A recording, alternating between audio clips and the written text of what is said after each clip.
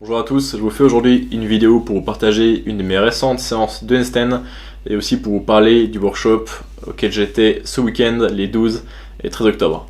Alors j'étais le week-end dernier à un workshop à Paris avec Yuval Ayalon qui est un hand balancer professionnel mondialement reconnu. On a passé 2 journées de 3 heures chacune à faire des exercices intermédiaires et avancés pour l'alignement, pour les press to handstand, pour le one arm handstand et plein d'autres choses du genre. C'était vraiment extrêmement intéressant pour quelqu'un qui est très intéressé envers les handstands et les variantes les plus avancées. C'était cool de pouvoir parler avec lui, de lui poser des questions, qu'il puisse corriger mon alignement, etc. Et j'ai retenu, je dirais, 3-4 leçons de ce workshop et je vais vous en parler aujourd'hui. Le premier point que j'ai retenu, c'est l'importance d'avoir une routine. Alors une routine, là dans le cadre des handstands, c'est une séquence qu'on peut répéter facilement, qu'on peut répéter sur commande quasiment, et où est-ce qu'on serait extrêmement propre dessus. C'est une séquence qu'on devrait répéter environ 3 à 5 fois après l'échauffement de chaque séance de handstand. Le but étant d'être le plus propre possible et sur le long terme, lorsqu'on est très régulier sur cette séquence, de la corser en rajoutant des exercices plus compliqués, etc. etc. Ma routine actuelle, c'est passer du handstand full au straddle, au tuck, au full, au straddle, au tuck, avant de revenir en full. La deuxième chose que j'ai notée, c'est l'importance d'utiliser différentes sortes d'entrées pour arriver en position de handstand. On a tendance à trop utiliser uniquement le kick-up, alors qu'il y a beaucoup d'autres façons d'entrer dans une position de handstand, dont une montée en straddle, une montée en pike, une montée en tuck, pour en citer que quelques-unes.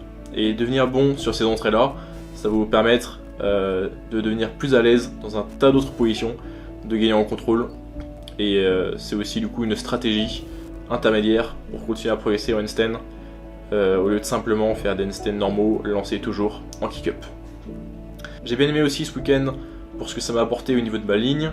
J'avais avant un handstand qui était un petit peu pike, on pourrait dire, donc j'avais une flexion de hanche qui faisait que j'avais le corps un petit peu cassé. Et j'ai pu ce week-end corriger mon alignement, donc qui manquait d'extension des hanches, simplement en me concentrant sur l'extension du genou et des chevilles, qui en fait a totalement corrigé mon alignement. Un dernier point que j'aimerais souligner aussi, c'est que je me suis rendu compte que la souplesse était extrêmement importante, déjà en voyant les performances qu'avait Yuval en pancake stretch et en grand écart, mais c'était aussi le cas pour d'autres pratiquants qui étaient venus au workshop.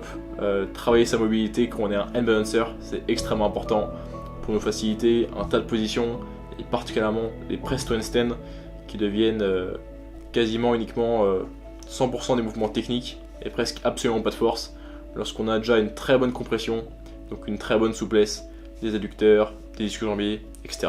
Je suis du coup sorti de ce week-end en étant encore plus motivé que je l'étais déjà à progresser sur mes handstands, et en ayant en plus pas mal d'outils pour me permettre de continuer à progresser sur le long terme et en étant un petit peu plus guidé dans mes séances handstand.